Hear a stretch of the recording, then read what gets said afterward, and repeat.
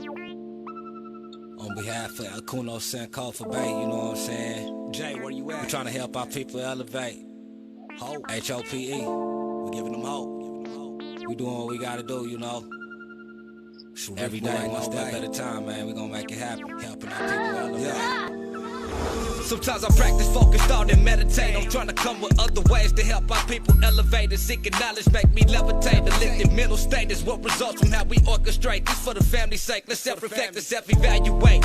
And every day, make sure the steps you take, you calculate. Receive a master's fate. I know I can't exist without the hate, but that's okay. I balance that with higher self today. Success is on this way, and after that, my flesh can pass away.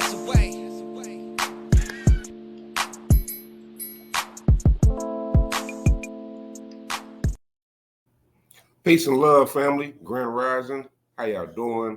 I don't know what time it is when y'all catching this video, but it's early in the day for me. So, you know, it's a good day. It's a good Saturday. I don't know when I'm going to upload this. I might upload this today. But anyway, this is the Helping Our People Elevate YouTube channel. This is the hope, you know, helping our people elevate. And I want to say I appreciate y'all for helping me get this platform where it is. I'm still building. I'm still working. I'm still learning this YouTube algorithm. I'm still learning everything about editing and promoting and putting this stuff together. But if you're new to the channel, hit that subscribe button. If you're a returning viewer, as I always say, I appreciate you because it wouldn't be this channel without you. You know what I mean? The comments and the uplifting and just the positive energy that y'all give. So today we're going to go into the Moors or the Murs or the Moros or I've done it on various different names depending on what language you spoke. But we're going to talk about the Moors or so-called blacks in America before Columbus. We're going to just go into a little history. I'm going to read from this website. And so without holding y'all, we're going to jump straight into it, family. Let's get to it. So our title was Muslims of Early America. Muslims came to the Americas more than a century before Protestants and in great numbers. How was their history forgotten? And the image here, Omar ibn Said, 1850. This is a digital color of Omar ibn Said. His autobiography, which is known as the extant autobiography of a slave written in Arabic in America. It was not edited by his owners as those of the other slaves written in the Americas were. And so, yeah, this is just a color image that they've made of the brother Omar ibn Said. The first word to pass between Europeans and Americans, one-sided and confusing as they must have been, were in the sacred languages of Islam. Christopher Columbus had hoped to sail to Asia and had prepared to communicate at his great courts in one of the major languages of Eurasian commerce. So when Columbus's interpreter, a Spanish Jew, spoke to the Taino of Hispaniola, he did so in Arabic. Not just the language of Islam, but the religion itself arrived in the Americas in 1492, more than 20 years before Martin Luther King nailed his thesis to the door, igniting the Protestant Reformation. Now, I have to disagree with that part there, and I'm going to dig into it and show y'all before the video's over with. But let's keep going. And I disagree because it's saying that Islam arrived in 1492, but Islam was around before then. There's books of the ancient indigenous people and Islam in the Americas, but we'll keep going. Moors, African, and Arab Muslims had conquered much of the Iberian Peninsula in 711, establishing a Muslim culture that lasted nearly 8 centuries. By early 1492, the Spanish monarchs, Ferdinand and Isabella, completed the Reconquista, defeating the last of the Muslim kingdom in Granada. By the end of the century, the Inquisitions, had which begun a century later, had coerced between 300,000 and 800,000 Muslims and probably at least 70,000 Jews to convert to Christianity. Spanish Catholics often suspected these Moriscos or conversos of practicing Islam or Judaism in secret, and the Inquisition pursued and persecuted them. Some almost certainly sailed in Columbus's crew carrying Islam in their heart and mind.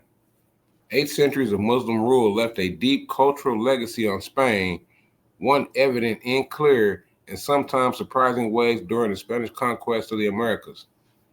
I did a video on the first brother who was on it, on Juan Gordito. Go check that video out. One evident is clear in sometimes surprising ways during the Spanish conquest of the Americas. It's crazy. Bernal Diaz del Castillo, the chronicler, of Hernan Cortez's conquest of Mesoamerica admired the customs of native women dancers by writing muy bien vestidas a su manera y que parecía moresca, or very well dressed in their own way, and seemed like Moorish women. The Spanish routinely used mezquita, Spanish for mosque, to refer to Native American religious sites. Traveling through Anahuac, today's Texas and Mexico, Cortez reported that he saw more than 400 mosques. So there was Islam presence in the Americas already on his arrival. And I've talked about Hernan Cortez in a couple of my videos. Go check those out. Islam served as a kind of blueprint or algorithm for the Spanish in the New World. As they encountered people or things new to them, they turned to Islam to try to understand what they were seeing, what was happening. Even the name California might have some Arabic lineage. The Spanish gave the name in 1535, taking it from the deeds of Esplandian in 1510, a romance novel popular with the conquistadors. The novel features a rich island, California, ruled by Black Amazonians and the Queen Khalifa. The deeds of Esplandian have been published in Seville, a city that had for centuries been a part of the Umayyad Caliphate. Califia, California. Come on now, this is Moorish history. Across the Western Hemisphere, whenever they arrived at new lands or encountered native people, Spanish conquistadors read the Reconocimiento, a stylized legal pronouncement. In essence, it announced a new state of society, offering Native Americans the chance to convert to Christianity and submit to the Spanish rule, or else bear responsibility for all of the deaths and losses that will follow. As I keep saying, this is why I don't submit to religion. This is why I don't submit to Christianity. And a lot of so-called blacks claim to be Christian, but I'm giving you the why. I'm going to reread that. Where it said, in essence, it announced a new state of society, offering Native Americans the chance to convert to Christianity and submit to Spanish rule, or else bear responsibility for all the deaths and losses that will follow. That's why so many so-called blacks are Christians.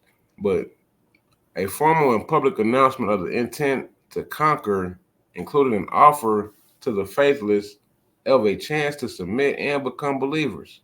A formal and public announcement of the intent to conquer, including an offer to the faithless of a chance to submit and become believers, is the first formal requirement of jihad. Following centuries of war with the Muslims, the Spanish adopted this practice, Christianized it, called it the requiremento, and took it to the Americas. Iberian Christians might have thought Islam wrong or even diabolical, but they also knew it well. If they thought it was strange, it must be counted as very familiar strange. By 1503, we know that Muslims themselves from West Africa were in the New World. In that year, Hispaniola's royal governor wrote to Isabella requesting that she curtail their importation. They were, he wrote, a source of scandal to the Indians. They had, he wrote, repeatedly fled their owners. On Christmas morning, 1522, in the New World's first slave rebellion, 20 Hispaniola sugar mill slaves rose and began slaughtering Spaniards. The rebels, the governor noted, were mostly Wolof, a Senegambian people, many of whom have been Muslims since the 11th century. Muslims were more likely than other enslaved Africans to be literate, and ability rarely looked upon with favor by plantation owners. In the 5 decades following the 1522 slave rebellion of Hispaniola, Spain issued 5 decrees prohibiting the importation of Muslim slaves. Muslims thus arrived in the Americas more than a century before the Virginia Company founded the Jamestown colony in 1607. Muslims came to the America more than a century before the Puritans founded the Massachusetts Bay Colony in 1630. Muslims were living in America not only before Protestant, but before Protestantism existed. After Catholicism, Islam was the second monotheistic religion in the Americas, which is also false. Islam had been here before Catholicism. Obama gave a speech, Hillary Clinton gave a speech, and I believe it was another, Putin, but they all stated that America was not founded on Christian principles, that it was founded on Islamic principles, that it was Muslims who brought their principles and did things that made America what it was in ancient times. Islam has always been a part of America's story. The first nation to recognize my country was Morocco. In signing the Treaty of Tripoli in 1796, our second president, John Adams, wrote, "The United States has in itself no character of enmity against the laws, religion, or tranquility of Muslims." And since our founding, American Muslims have enriched the United States. They have fought in our wars, they have served in our government, they have stood for civil rights, they have started businesses, they have taught at our universities, they've excelled in our sports arenas, they've won Nobel Prizes, built our tallest building, and lit the Olympic torch. And when the first Muslim American was recently elected to Congress, he took the oath to defend our Constitution using the same Holy Quran that one of our founding fathers, Thomas Jefferson, kept in his personal library.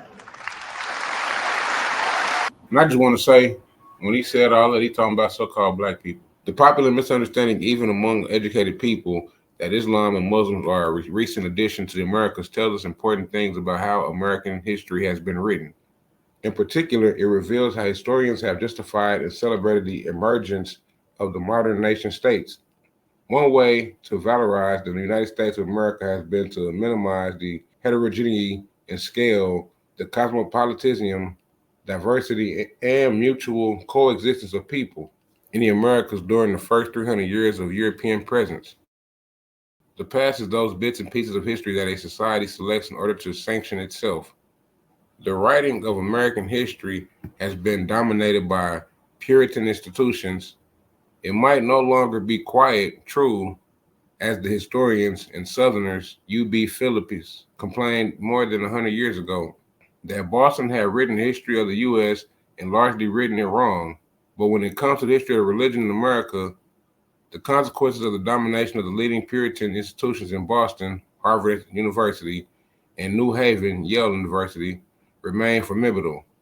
This Puritan effect on seeing and understanding religion in early Americas and the origin of the U.S.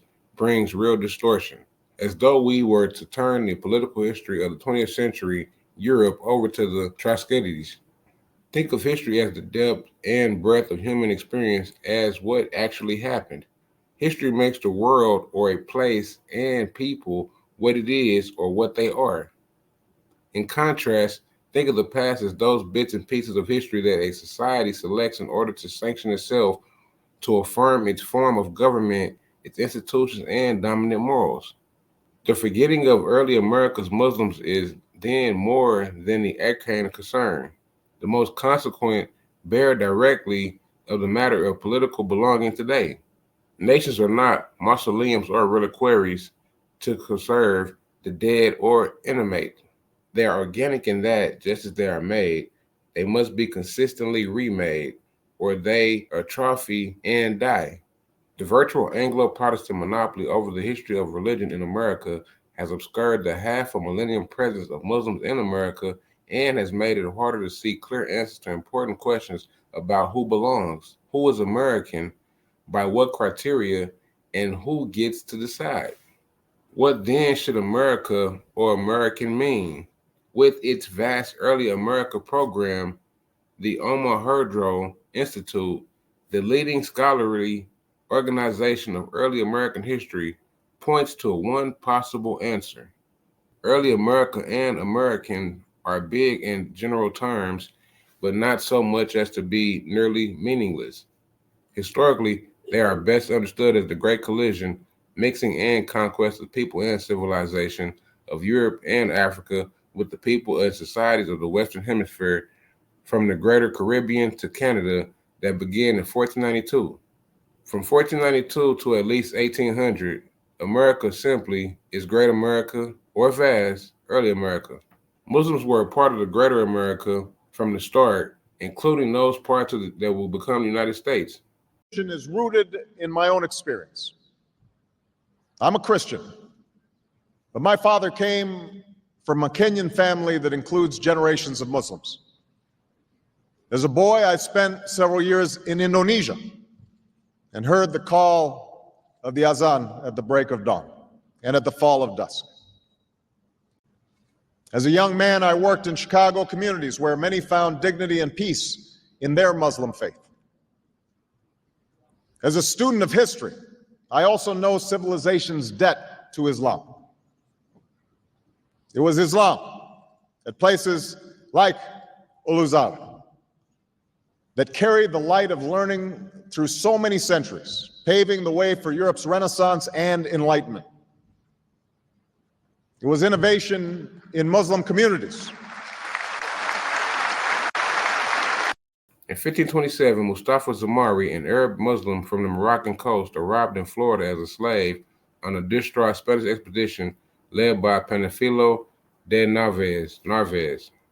Against all odds, Zamari survived and made a life for himself, traveling from the coast of the Gulf of Mexico to what is now southwestern U.S., as well as the Mesoamerica. He struggled through servitude to native people before fashioning himself into a well-known and respected medicine man. In 1542, Cabeza de Vaca, one of the four survivors of Narvaez's expedition, published the first European book, later known as The Adventurers in the Unknown Interior of America, devoted to North America. De Vaca told of the disaster that befell of the conquistadors and of the 8 years that the survivors spent wandering through North and Mesoamerica. De Vaca acknowledged that it was Zamari who became the expendable one. It was, wrote De Vaca, the Negro who talked to them all the time. And we know Negro is Spanish for black, so we're talking about Moors, but so-called black people. The them were the Native Americans, and it was Zamari's facility with native language that kept the men alive, and even after a time allowed them a kind of flourishing. Zamari saw far more of the present-day U.S., its land and people, than any other country's founding fathers, even any several of them combined.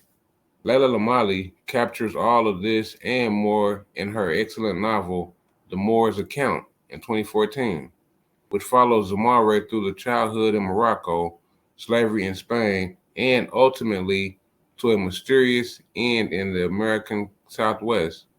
If there is such a thing as the best version of the American pioneer of frontier spirit, some resonating experience of adaptation and reinvention that can stamp itself of a nation on a nation and people, it is difficult to find one who represents it better than Zamari. This here is a map of Virginia and Maryland, or an older map, a 1719 map of Maryland and Virginia in the Chesapeake Bay. Between 1675 and 1700, the beginnings of plantation societies in the Chesapeake allowed local slave masters to bring more than 6,000 Africans to Virginia and Maryland. This boom in the trade propelled an important change in American life. In 1668, white servants in the Chesapeake had outnumbered black slaves by 5-1. By 1700, that ratio had been reversed. Over the first 4 decades of the 18th century, more Africans came to the Chesapeake. Between 1700 and 1710, growing planter wealth led to the importation of another 8,000 enslaved Africans. By the 1730s, an additional 2,000 slaves per year at least came to Chesapeake. The American Chesapeake was transforming from a society with slaves to a slave society, which is far more unusual. In a slave society, slavery is the foundation of economic life, and the master-slave relationship serves as the exemplary social relation, a model for all others. The first generation of Africans brought to North America were likely to work in the fields along and sleep under the same roof as their owners. They also know historian Ira Berlin, in Many Thousand Gone, tended to be eager converts to Christianity. They hoped conversion would help them secure social standings. West Africans brought during the late 17th to first half of the 18th century to work as slaves in Virginia, Maryland, and the Carolinas came from different parts of Africa or from the West Indies, then had these earlier charter generations. They were more likely to be Muslims and much less likely to be mixed descent. Christian missionaries and planters in the 18th century complained that this plantation generation of slaves showed little interest in Christianity. Missionaries and planters criticized what they saw as the slaves' practice of pagan rites. Islam could, to an extent, persist on these plantations of American slave society. Similarly, between 1719 and 1731, the French took advantage of civil war in West Africa to enslave thousands, bringing almost 6,000 enslaved Africans directly to Louisiana. Most of them came from Futa Torah, a region around the Senegal River, straddling present-day Mauritania and Senegal. Islam had reached Futa Torah in the 11th century. Ever since, Futa has been known for its scholars, jihad armies, and theocracies, including the Imamates of the Futa Torah, a theocratic state that lasted from 1776 to 1861. Late 18th and early 19th century African conflict in the Gold Coast, what is now Ghana, and Hausaland, mostly present-day Nigeria, also reverberated in the Americas. In the former, the Asante defeated the coalition of African Muslims. In the latter, the jihadists ultimately prevailed, but the process lost many compatriots to the slave trade in the West. The Song of Solomon was also the Song of Suleiman. Ayuba Suleiman Diallo is the best-known Muslim of the 18th century North America. He was of the Fulbe, an Islamic people of West Africa. As early as the 16th century, European traders enslaved many Fulbe, sending them to be sold in America. Diallo was born in Bundu, an area between the Senegal and Gambia River, under an Islamic theocracy. He was captured by the British slave trade in 1731 and eventually sold to a Maryland slave owner. An Anglican missionary recognized Diallo writing in Arabic and offered him wine to test if he was a Muslim. Later, a British lawyer who wrote an account on Diallo's enslavement and transport to Maryland anglicized his first name Ayuba to Job and his surname Suleiman to Ben Suleiman. In this way, Ayuba Suleiman became Job Ben Suleiman. And this is an image of Suleiman. This was a Moor, and his writing in Arabic. In such a fashion, the experience of enslavement and passage to America saw many Arabic names anglicized, Quranic names rendered into something familiar from the King James Bible. Musa became Moses, Ibrahim became Abraham, Ayuba became Jacob or Job, Dawda became David, Suleiman became Solomon, and so on. Toni Morrison drew on the history of Islamic names practices in America in her novel, Song of Solomon in 1977. The title of the novel comes from a folk song that holds close to the history of its progenitor, milkman, dead and his family. The fourth verse of the song begins, Solomon and Raina, Belali and Shulat, Yoruba Medina, Muhammad too. These names come from African Muslims enslaved in Virginia, Maryland, Kentucky, and Carolinas, and elsewhere in America.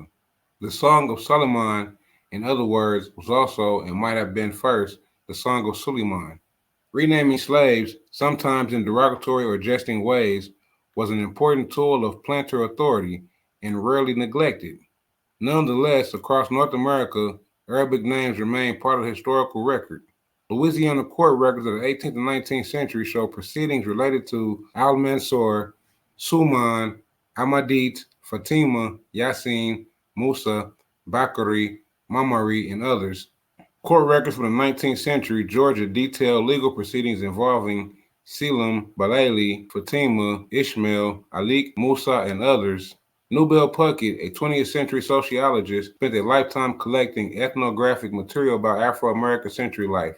In his Black Names in America, Origins and Usage, Puckett documents more than 150 common Arabic names among those of the African descent in the South. Sometimes an individual had both an Anglo or slave name serving for official purposes while the Arabic prevailed in practice.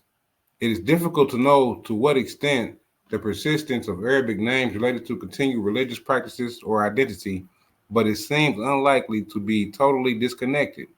A 1791 Georgia newspaper advertisement for a runaway slave, for example, reads, "New Negro fellow called Jeffrey or Ibrahim." Given the careful control the slave owners exerted over naming, there must have been many men called Jeffrey who were really Ibrahim, many women called Massey who were actually Musuma, and so on. Lorenzo Dow Turner, a mid-20th century scholar of Gula, a Creole language spoken on the sea island of off America's southeastern coast, documented about 150 names of Arabic origins relatively common on the sea island alone. They include Akbar, Ali, Amina, Hamid, and many others.